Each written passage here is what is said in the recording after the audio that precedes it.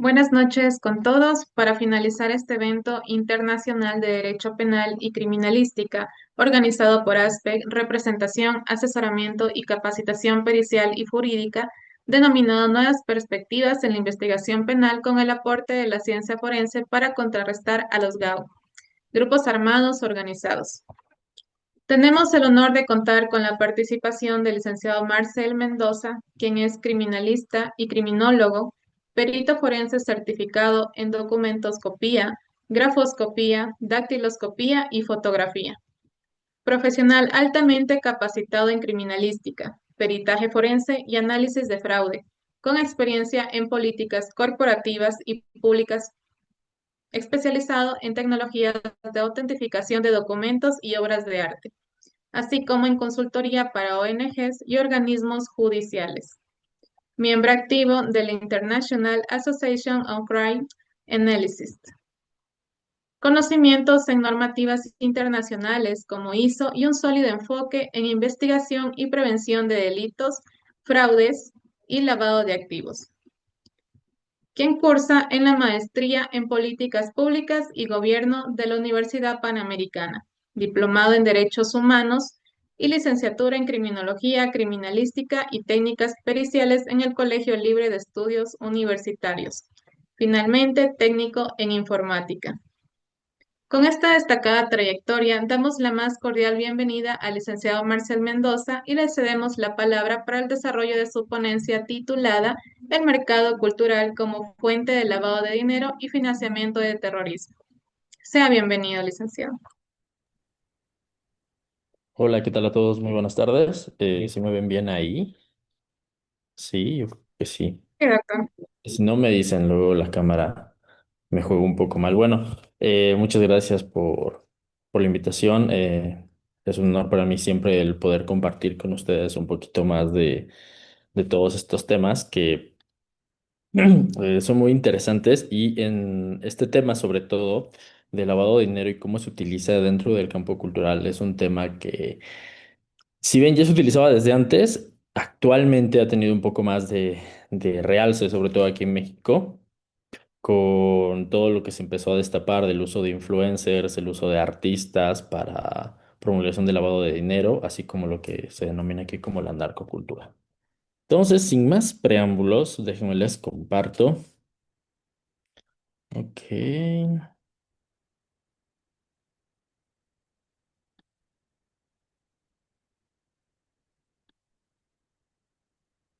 un segundito.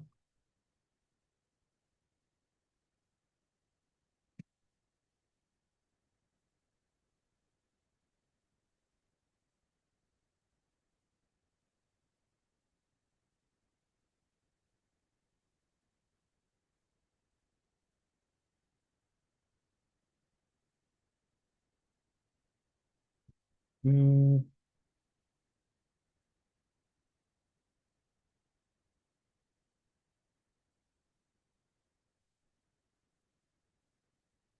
perfecto, ¿pueden ver mi pantalla?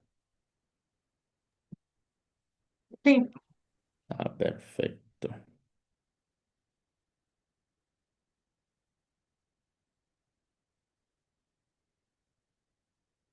Ok. Empezamos. Lavado de dinero en entornos culturales. Vamos un poquito a remontarnos hacia atrás en el propio concepto de lavado de dinero. Historia y concepto. Tenemos el clásico concepto que se nos ha dicho de lavado de dinero, que es el proceso de la colocación del dinero, la estratificación del dinero, que no es simplemente la manera de buscar moverlo en pequeñas cantidades o formas de disuadir a los agentes que están investigando el lavado de dinero, y la integración de cómo integrarlo dentro de un sistema económico sano, por así decirlo. ¿Vale? Pasamos de una evolución desde cómo se manejaba el efectivo, sobre todo en comercios comunes. Sabemos que desde hace mucho tiempo atrás, pues se manejaba de una manera distinta. Todas las transacciones se manejaban directamente en lo que era efectivo, cheques que ya casi ya no se utilizan. ¿Y cómo cambiamos ahora estos esquemas digitales de comercio internacional y lo que también se denomina activos intangibles, que ya les voy a hablar un poquito más adelante de eso? Vámonos un poco al origen directamente del término. Esto se populariza en los años 70 con el caso de Watergate. El caso de Watergate fue el de Nixon, cuando fue encontrado que grababa unas conversaciones y en unas donde mencionaba justamente este tema de blanqueo de dinero o lavado de dinero. Hay un mito de las lavanderías de Al Capone que decía que una forma de las que él tenía para lavar el dinero que obtenía mediante el tráfico de alcohol de ese tiempo eran lavanderías de ropa. Y desde ahí se viene el lavado de dinero. Pero esta metáfora prácticamente es de pasar de dinero sucio a un dinero limpio mediante transacciones que nos van a ocultar directamente el origen. Como les mencionaba, el uso mediático se le dio con el caso de Watergate en los años 70 aproximadamente. Y esta práctica es mucho más antigua de lo que nosotros esperamos. Se remonta desde prácticamente desde los inicios de las primeras mafias. Se empezó a buscar maneras de integración del dinero obtenido por extorsiones, dinero obtenido por apuestas. Entendamos que siempre el dinero ha estado dentro de la ilegalidad. Hace muchos años atrás era ilegal el alcohol, había tráfico de alcohol. Era ilegal el juego, habían las apuestas clandestinas. Era ilegal la prostitución y bueno, en algunos países lo sigue siendo, pero como tal, obtenían dinero de esas maneras, dentro de la ilegalidad. Ahora, el cómo lo justificaban directamente era con la creación de ciertos negocios. Y ahorita vamos a ir viendo un poco este desarrollo hasta la actualidad, de prácticamente que se hace lo mismo, pero el mercado digital actual nos está ayudando a diversificar muchísimo más todo este tipo de malversación de fondos, ¿vale? Dimensiones económicas de los sectores culturales. La magnitud de los mercados. Solo para ir entendiendo un poquito en cifras de por qué es tan redituable el lavado de dinero en este tipo de mercados. El mercado mundial del arte, según el Art Basel USB, es el que se encarga de categorizar todos los bienes culturales de museos y todas las ganancias que se promueven en casas de subastas como Sotheby's, entre otras. Nos dice que el mercado global del arte mueve 57.5 millones de dólares en ventas. Esto hablamos anualmente, solo en el año 2024. La industria musical grabada, que son streamings y todo esto, calculan un 29.6 mil millones de dólares. Esto según el Instituto Financiero Internacional. El comercio internacional de bienes y servicios creativos, lo que llaman streaming y todo eso, mueve 2.1 billones de dólares. Esto combinados en el 2022 entre lo que son los servicios creativos, que es 1.4, y el 0.71 de los que son denominados bienes creativos. El marketing de influencers mueve aproximadamente 30.000 millones de dólares este 2025 aproximadamente con estimaciones dentro de estos sectores de plataformas como lo son YouTube, TikTok y otras plataformas como Instagram donde se puede manejar dinero. Desde aquí ya nos damos una idea muy interesante de las cantidades millonarias que hay dentro de esta industria, ¿vale? Dentro de estas industrias culturales que cómo pueden generar estas ganancias tan elevadas.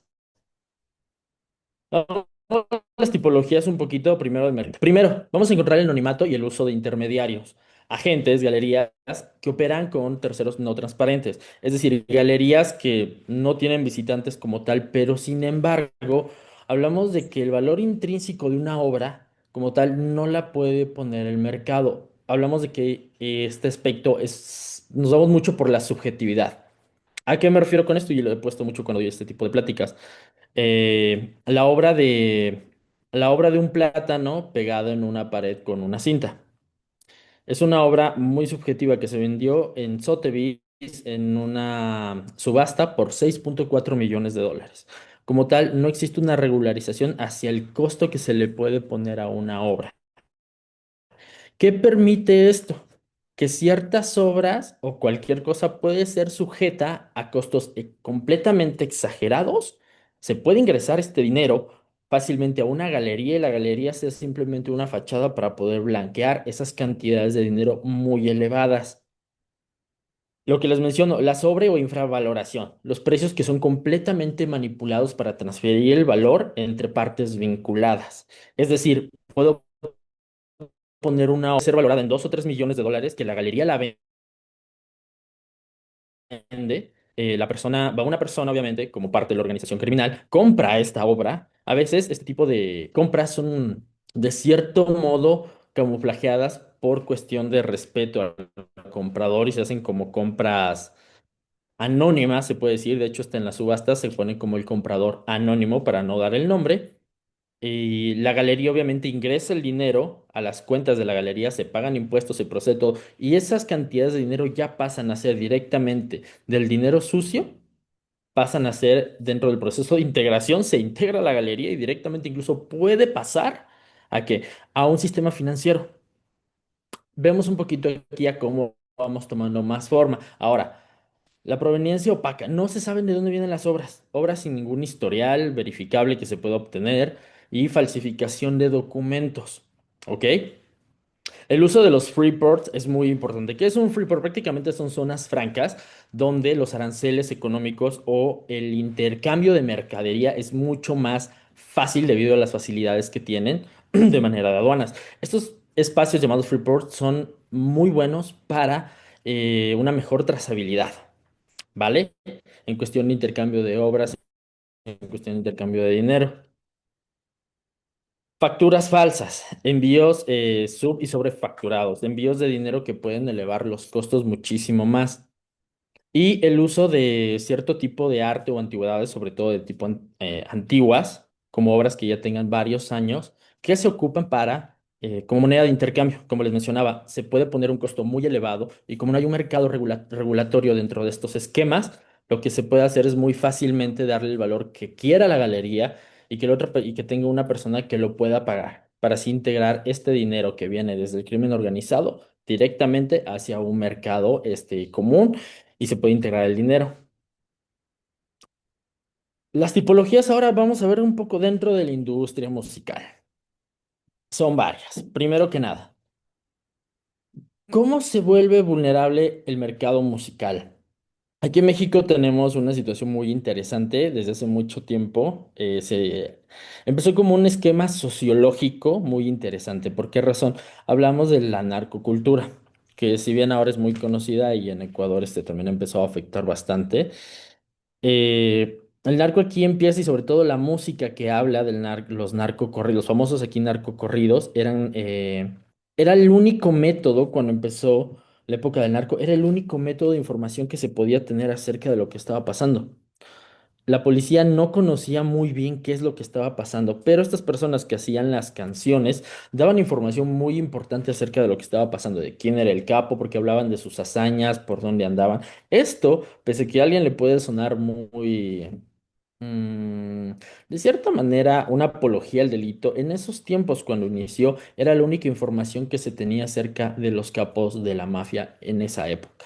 Esto ha ido pasando con los años y actualmente se ha manejado una cultura con artistas muy reconocidos incluso a nivel internacional que apoyan y defienden este tipo de cosas, cantando lo mismo que hacían o hacen los narcotraficantes a modo de canciones, haciendo ahora sí más actual una apología al delito. Pero vámonos ahora de cómo es la vulnerabilidad y los esquemas de lavado de dinero dentro del sector musical. Primero, el efectivo en conciertos y eventos y la sobrefacturación de producción. Tenemos boletaje simulado y ventas en efectivo. Eh, en la actualidad no existen regulamientos específicos para empresas que puedan realizar boletaje. ¿A qué me refiero? Los mecanismos, al ser tantas transacciones en ciertos eventos, no se mide como tal el número del aforo del lugar. Es decir, las boleteras, si el aforo es para 5,000 personas, la boletera fácilmente puede vender hasta 12,000, 30,000 o 40,000 boletos más del boletaje que se está incluso vendiendo o incluso del límite del aforo. No hay ningún tipo de de regularización para esto. No hay un límite de boletos que se pueda poner. Las boleteras pueden vender la cantidad que ellos gusten. Como tal, no existen lineamientos medibles para este tipo de cosas. Y ojo, las boleteras tampoco tienen ciertas regularizaciones. Gracias al mercado actual, todas las tarjetas de crédito que ahora manejamos pueden hacer compras internacionales. Es muy común que boleteras que están fijadas en otros países hagan ventas para eventos en otros países. Y esto hace más difícil porque el dinero se va directamente a cuentas de bancos en el extranjero. Entonces la trazabilidad es mucho más difícil de poder localizarla. Si alguien tiene alguna pregunta o algo, puede levantar la mano. O si algún término le resulta interesante, igual me pueden avisar. Entonces, tenemos primero eso, la sobreventa, la sobreventa de boletos. Ticketmaster apenas pasó un problema así al sobrevender un concierto del artista Bad Bunny. Lo sobrevendieron aproximadamente por 20,000 boletos más. De hecho, Ticketmaster está actualmente bajo investigación del Buró Federal de Investigación de Estados Unidos por incongruencias justamente y muchas denuncias de estas personas de la sobreventa de boletos. ¿Vale? Vamos al otro. El sello o el llamado management nos sirve como una fachada. ¿A qué me refiero esto como fachada? Creando contratos y regalías para justificar pagos entre los vinculantes. Es decir, se crea un sello nuevo con el artista que ahora esté como en boca y este artista cobra ciertas cantidades muy exuberantes de dinero. Quien lo compra es otra empresa que apenas lleva un poco tiempo en el mercado y esto se vuelve una triangulación directamente de fondos entre empresas que simulan ventas de ciertos artículos. Esto es lo que les mencionaba como las ventas de intangibles, ¿vale? Que pueden superar las cantidades. Hablemos de que un artista X que ahorita esté en boga fácilmente puede cobrar por una presentación millones de dólares, lo cual le facilita obviamente al al crimen organizado para poder blanquear mayores cantidades de dinero. Entendamos que el crimen organizado lo que busca es tratar de blanquear todo el dinero que sea posible. Entonces, mientras el mercado sea más elevado en cuestión de que se puede vender por mayor cantidad, ese es el mercado que más fácil a ellos les va pues a buscar. Ellos van a buscar ese tipo de mercados para poder justificar sus ganancias. Otro ejemplo de este, hace ya algún tiempo atrás, ya hay más regularización en esto, era los bienes inmuebles, la venta de vehículos, eran como los más comunes para el lavado de dinero. Ahora, gracias al mercado que tenemos, se puede hacer muchísimo más y las regularizaciones es mucho más difícil que te puedan atrapar, sobre todo si te manejas por distintas páginas en otros países, aún es más difícil. Tenemos los fraudes por streaming y los streaming farms. ¿Qué son estas? Literalmente son fábricas creadas para elevar que es la compra de reproducciones, inflar los ingresos. ¿Para qué? Para repartir regalías directamente. Una persona hace un en vivo, entra a una de estas farm streaming y lo que hacen es inflar. ¿Para qué? Con esto justifican de cierta manera la cantidad de personas que los ven y el dinero que les va a ingresar directamente por views de páginas como Facebook u otras. ¿Vale? Tenemos el merchandising y los patrocinios. Esto hace generalmente facturación cruzada. Empresas pantalla, empresas que apenas están creándose, hacen pagos por servicios intangibles, lo que estaba refiriendo. Cierta marca le paga una cantidad exuberante para que un artista enseñe sus zapatos o cualquier tipo de o cualquier tipo de patrocinio que se esté realizando y con esto justifican ganancias muy elevadas. Las ventas en efectivo directamente en venues por cantidades como merchandising también se ocupan mucho para el lavado de dinero. Y los derechos conexos o las licencias por el uso de canciones que también se manejan dentro de las mismas organizaciones. Vamos ahora a hablar un poco de los influencers, los YouTubers y los TikTokers. Es muy interesante por qué razón ellos son una imagen muy fácil, primero que nada, para influenciar a otras personas a que compren ciertas cosas, para dar sugerencias, incluso estilos de vida. ¿Cómo va esto? Primero que nada, son utilizados como chivos expiatorios para muchísimas personas que están dentro del narco. Los pagos de patrocinios desde empresas pantallas. Esto nos ayuda a cómo integrar los fondos mediante contratos de marketing. Una empresa que recién hace un contrato de marketing por cierto artista, le ingresa cierta cantidad de dinero, el artista o el TikToker lo hace y estamos justificando directamente los ingresos. Estamos pasando dentro del proceso de la estratificación del dinero, ¿vale? La publicidad, la monetización del espacio directamente. El uso abusivo en redes sociales para sus anuncios, para circular fondos entre todas las cuentas vinculadas. Las criptodonaciones también llamada crowdfunding. Estas son muy interesantes porque son transfronterizas y no están dentro de qué, de un sistema financiero como tal. No sé si ustedes han escuchado hablar del tema de las criptomonedas. Las criptomonedas son muy utilizadas con los influencers para hacer chivos expiatorios. ¿A qué me voy con eso? Una organización criminal crea una criptomoneda que cueste tanto dinero aproximadamente, crearla, la venden muy caro utilizando como chivos expiatorios a varios TikTokers o varios influencers para que la gente compre también este tipo de criptomonedas y ellos puedan duplicar ganancias. Entendamos que una criptomoneda no es tangible. Como puede valer hoy $10,000, como el día de mañana puede llegar a valer $1. Entonces mucha gente se ve luego estafada y mucha gente pierde muchos millones. Este también es otro modo que está utilizando la delincuencia organizada.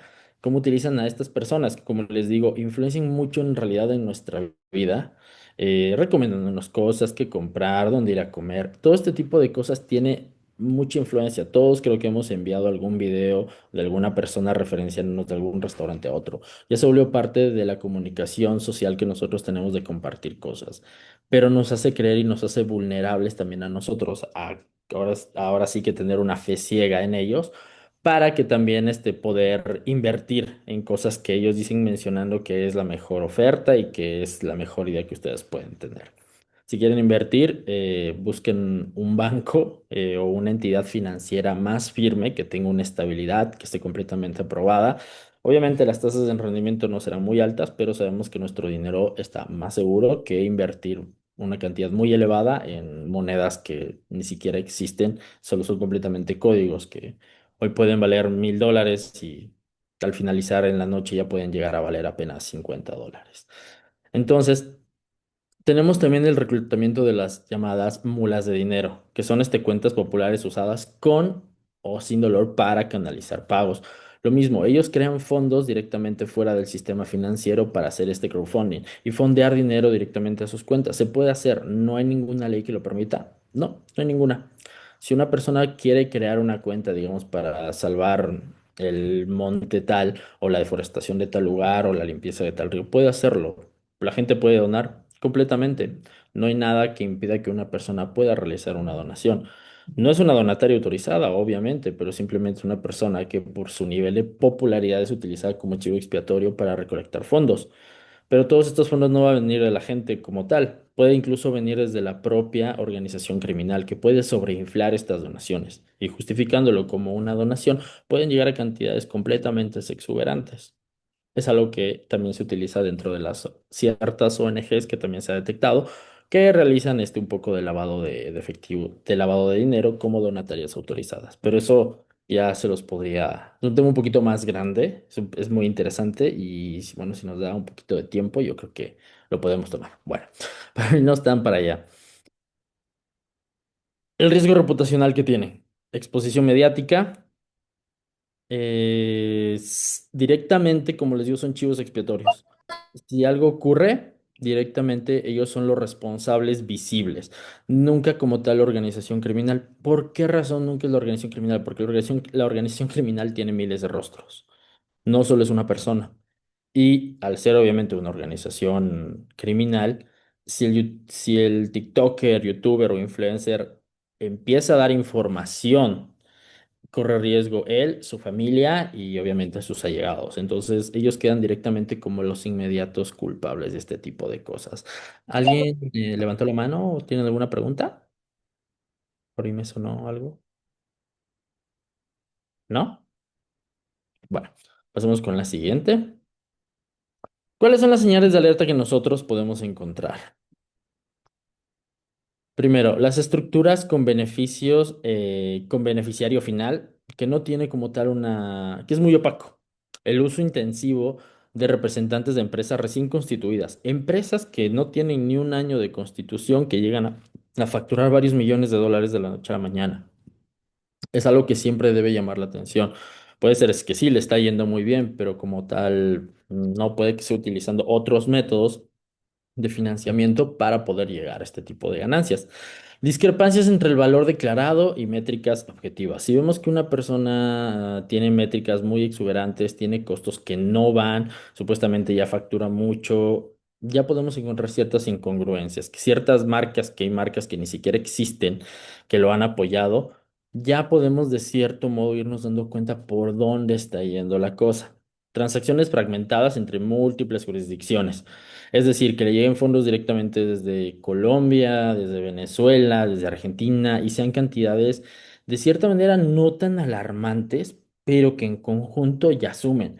¿A qué me refiero? Tratemos de que la delincuencia organizada ya no solo está en un solo país, es completamente mundial y globalizada y esto hace que tenga colaboradores por todo el mundo. Entonces, si los pagos se reciben desde diferentes lugares y son pagos directamente significativos, van a ir sumando, van a ir sumando. Recordemos que de gota a gota podemos llenar un vaso, una jarra y podemos llenar muchísimo más. Es así como se sigue trabajando. Y ellos lo justifican como ganancias por streaming, ganancias por marketing o este tipo de cosas. Pero detrás de esto obviamente hay una mente criminal, ¿vale? Pagos por servicios que son vagos o los que decía servicios intangibles. Consultorías, las denominadas consultorías que hace tiempo tuvieron un auge, de que por una consultoría una empresa cobró 5 millones de dólares y la consultoría se hizo y se entregó un documento de 5 o 6 hojas que explicaba algo un poco lógico, pero esa fue la consultoría. Como tal, son servicios que una persona le puede poner el valor que él guste. No hay una regularización como tal del mercado mediante el costo de consultorías, ¿vale? Hasta ahí, chicos, ¿alguna pregunta, duda, comentario, sugerencia? No. Continuamos. ¿Qué tenemos como los marcos regulatorios de este tipo de transacciones que se van realizando? Las tendencias recientes nos dicen, la FAT es el riesgo que mide como tal el riesgo del arte y las antigüedades y actualización sobre los activos virtuales y la financiación ilícita. La Unión Europea como tal tiene el 5 AMLD, que incorpora todas las operaciones del arte y obligaciones de atención en lavado de dinero y la debida diligencia reforzada. Son muy estrictos en la cuestión de movilización de arte. Ellos ocupan más el uso de zonas francas entre ciertos países de la Unión Europea para poder traficar con obras de arte. Estados Unidos tiene la AMLA en el 2020 que extiende toda la supervisión a las antigüedades y tiene un debate en curso sobre incluir a los dealers del arte o los denominados marchantes de arte para que no ocurra este tipo de cosa. Y un mayor escrutinio sobre el crowdfunding y las plataformas de pago que tiene más un énfasis en trazabilidad y la UBO. ¿Cuáles son las recomendaciones? Primero que nada, políticas de atención al lavado de activos, proporcionales al riesgo KAC y KAB. El KAC es Know Your Customer, por sus siglas en inglés, que significa conoce tu cliente, ¿vale? Y listas de monitoreo transaccional, que se monitoreen absolutamente todas las transacciones que existan como tal una trazabilidad que se pueda monitorear completamente.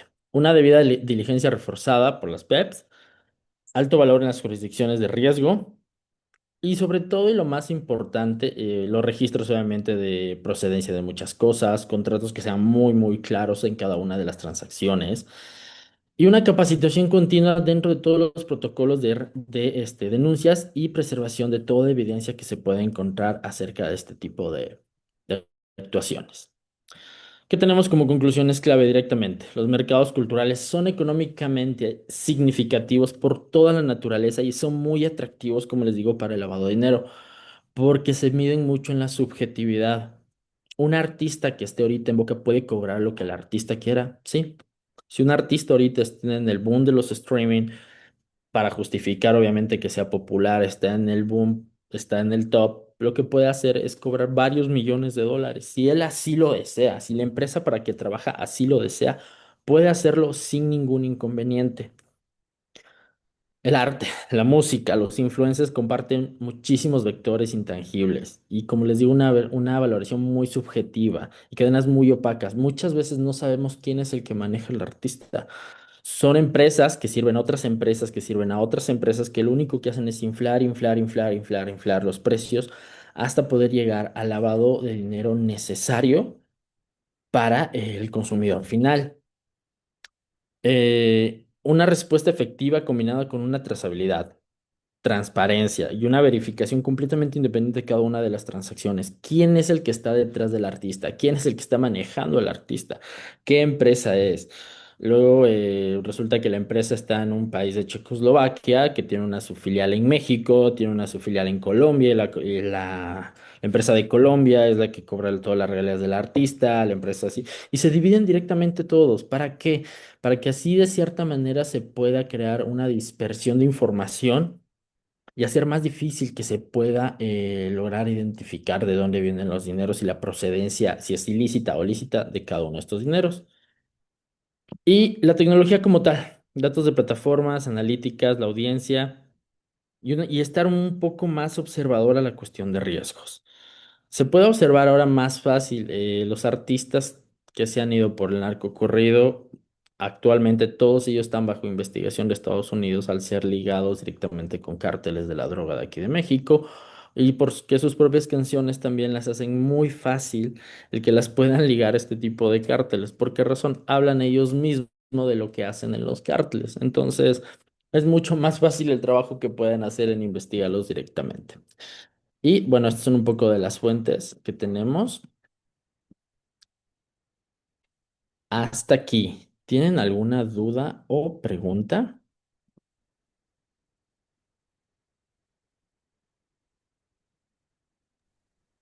Sí, Doc, yo tengo una pregunta. Dime.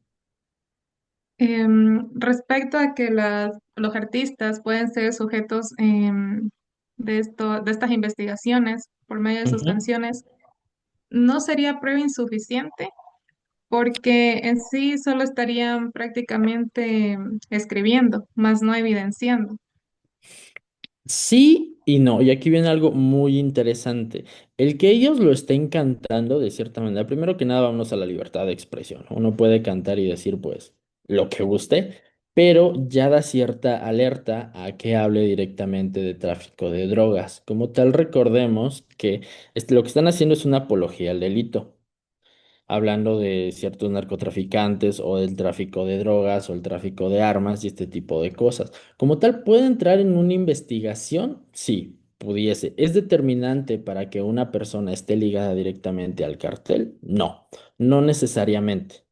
Hay muchos artistas en la actualidad que son artistas de pop que están ligados a empresas que ahora están bajo investigación, de hecho, en Estados Unidos por lavado de activos y financiación de terrorismo, que no necesariamente tienen este tipo de canciones.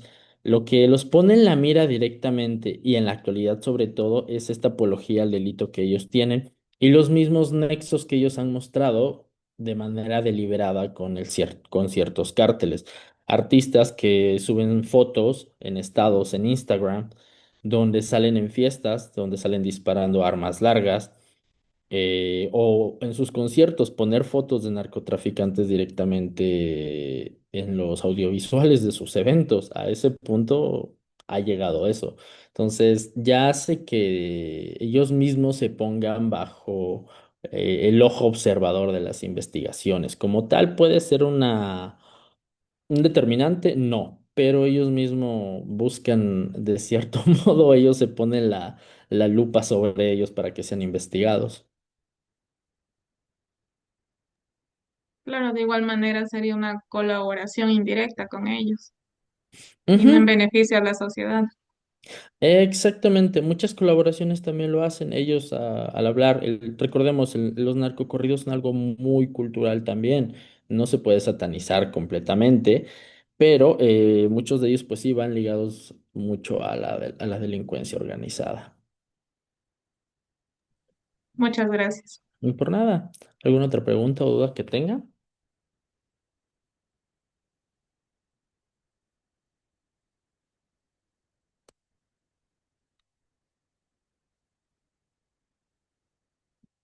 No.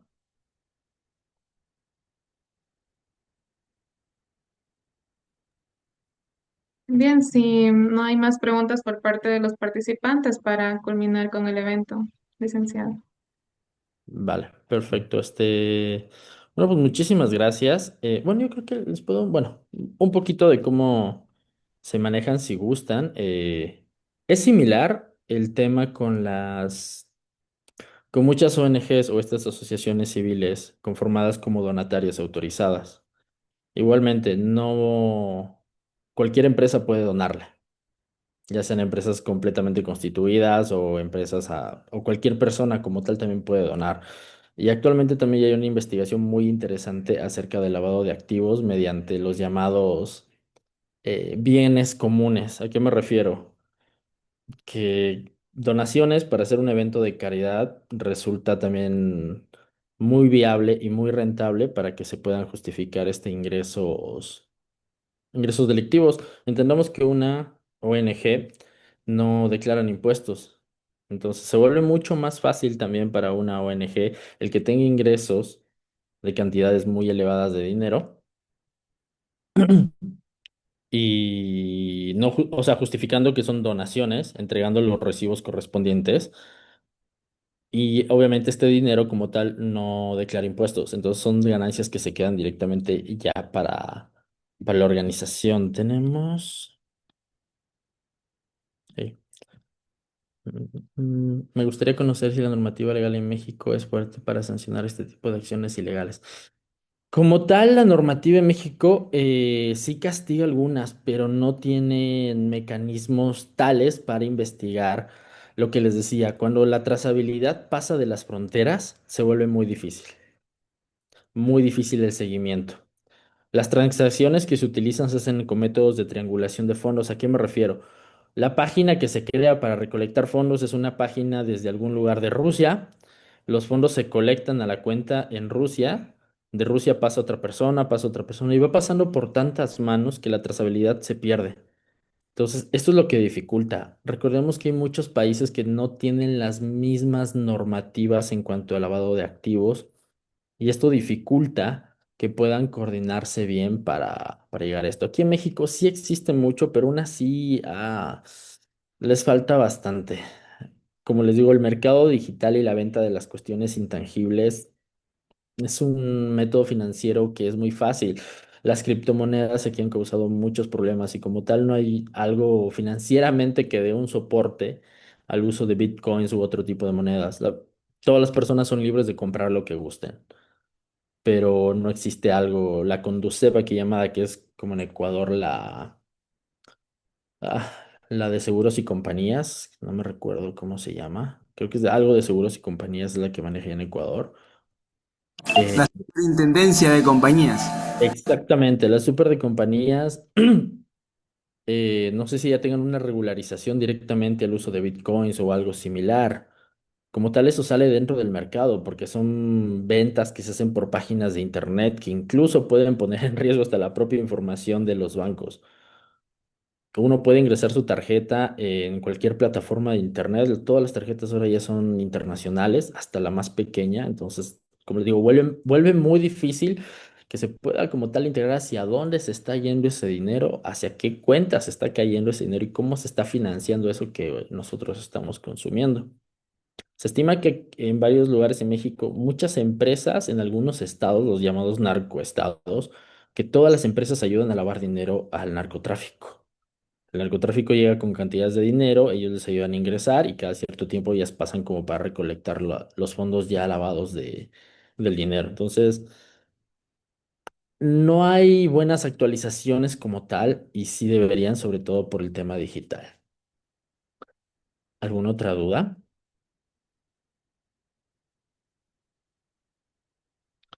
¿Algún convenio con otros países para investigar estos delitos, ya que la infiltración de cárteles mexicanos, por ejemplo, acá en el Ecuador se incrementó? La Interpol directamente, gracias a que, bueno, no gracias. Donald Trump declaró a los grupos criminales como terrorismo. ¿Qué es lo interesante de que pasen a ser terroristas? Que ya se pueden... Entendamos algo. Eh, las leyes se aplican directamente cuando son territoriales, ¿ok? Si una persona cometió un delito en Estados Unidos, es culpable en Estados Unidos, pero si viaja a otro país, no es culpable en otro país porque el delito se cometió allá. Cuando pasamos al tema de terrorismo por tratados internacionales, dice que el terrorismo se persigue directamente de manera internacional. ¿Qué es lo que se busca con esto? que la Interpol o Policía Internacional, como le quieran llamar, intervenga en que estas personas no solo tengan una orden de búsqueda en su propio país, sino que también tengan órdenes de búsqueda y de aprehensión en cualquiera de los países que están unidos a la Interpol. Pero entendamos también otra cosa, hay muchos países que por diferentes motivos obviamente no están sujetos al Interpol. Actualmente Venezuela, otros países en Centroamérica que no están sujetos. Entonces son países y puntos que obviamente utilizan el crimen organizado para poder trasladarse entre estos puntos, saltando entre estos puntos que saben que ellos obviamente no van a poder ser capturados dentro de estos puntos. Sí. Sí, en México, no solo en México, incluso hay algunos documentos que se están sacando de que el cártel Jalisco Nueva Generación ya tiene hasta personas directamente relacionadas en Dubái y con algunos estados como ISIS o algunas personas dentro de terroristas, yihadistas. Ya se volvió una mafia muy, muy transnacional. Recién salieron igual otros documentos que ya han tenido trabajos con la 'Ndrangheta, que es una de las mafias italianas más antiguas también que existe. Entonces, ya se volvió una mafia transnacional completa y muy, muy pesada, con muchísimas personas casi en todos los países. Han tenido muchísimo tiempo y tienen una riqueza muy exuberante ellos también para poder hacer este tipo de cosas. ¿Alguna otra pregunta, chicos y chicas?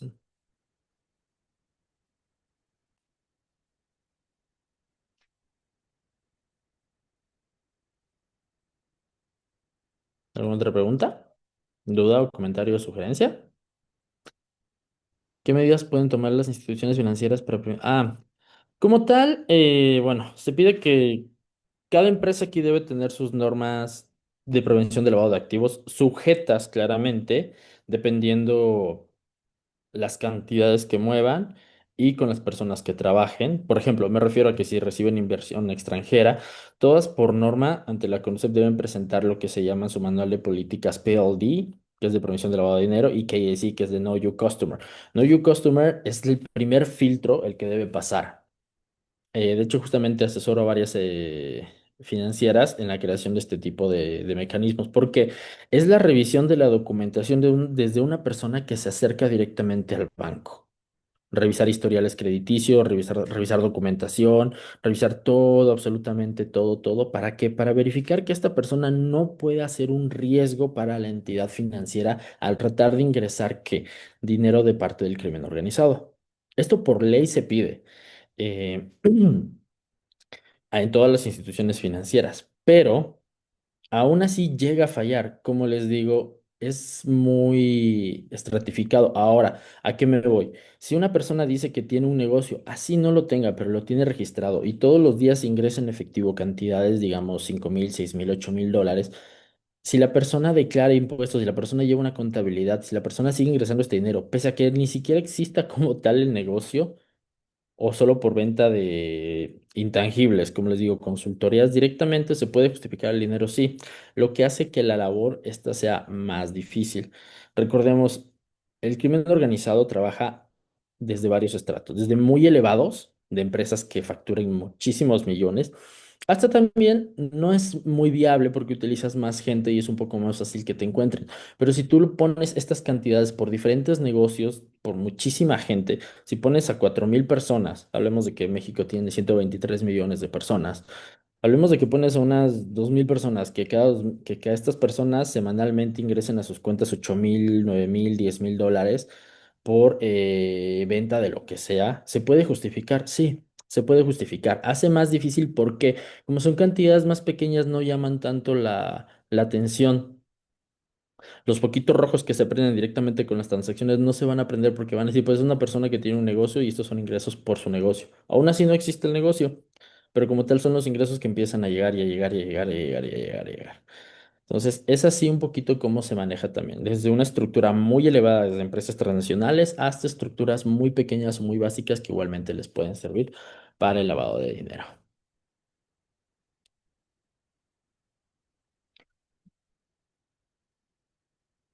¿Qué desafíos se enfrentan las autoridades en las instituciones financieras a corto plazo en la lucha? A corto plazo, yo pienso que no tanto a corto plazo, ya está sucediendo. Y el poder revisar entre todos los clientes que tiene una entidad financiera, a revisar los ingresos, si sean ilícitos o ilícitos de cada uno de sus clientes, es difícil, es difícil, es volver a revisar directamente cuáles son cuál de estas personas, es volver a fomentar el Know You Customer, es volver a llamar a todos tus clientes y revisar documentaciones, es volver a revisar toda una base de datos de todas estas personas. Es revisar si la persona trabaja o no trabaja y si la persona no trabaja, porque esta persona tiene ingresos de $5,000 mensuales, es una persona que no tiene ni siquiera un trabajo. O dejemos de 5,000, de $1,000 mensuales, que es como pasó con los familiares de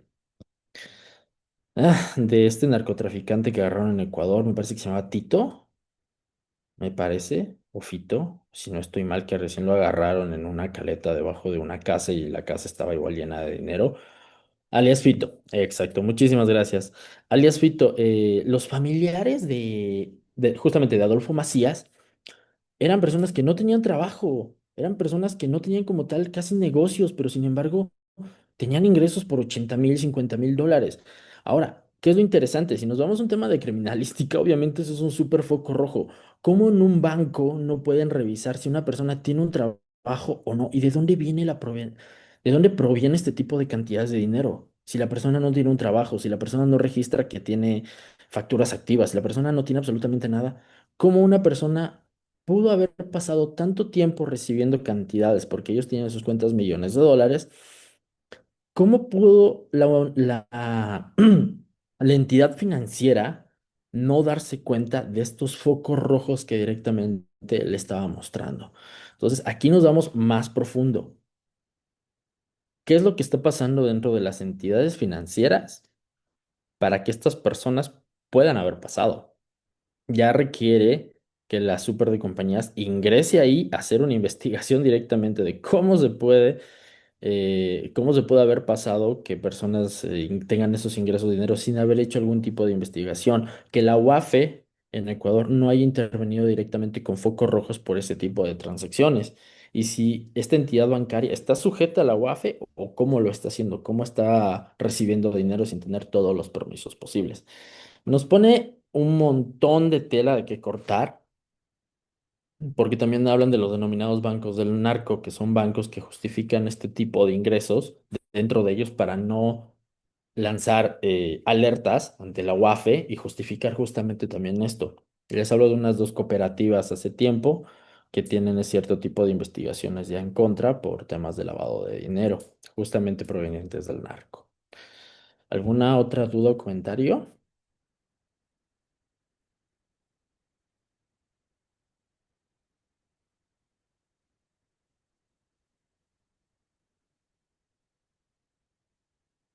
¿No?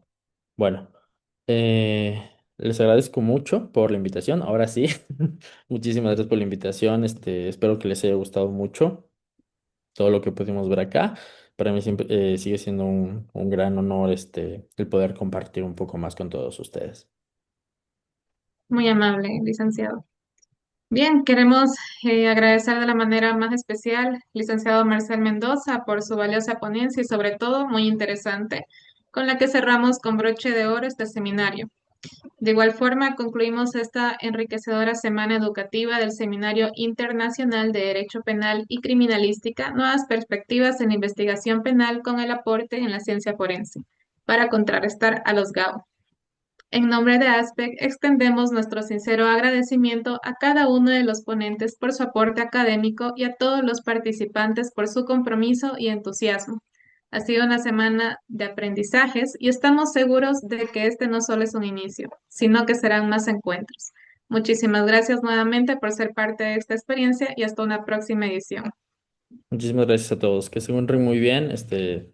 Cualquier duda o comentario, siempre están abiertas mis puertas. Pueden buscarme en redes sociales como tal, como mi nombre y cualquier duda que tengan, estaría encantado de ayudarles. Que tengan una muy bonita tarde. Bueno, ya es noche, creo. Tengan una muy bonita noche. Que estén muy bien. Hasta luego. Muchas gracias a todos. Hasta luego.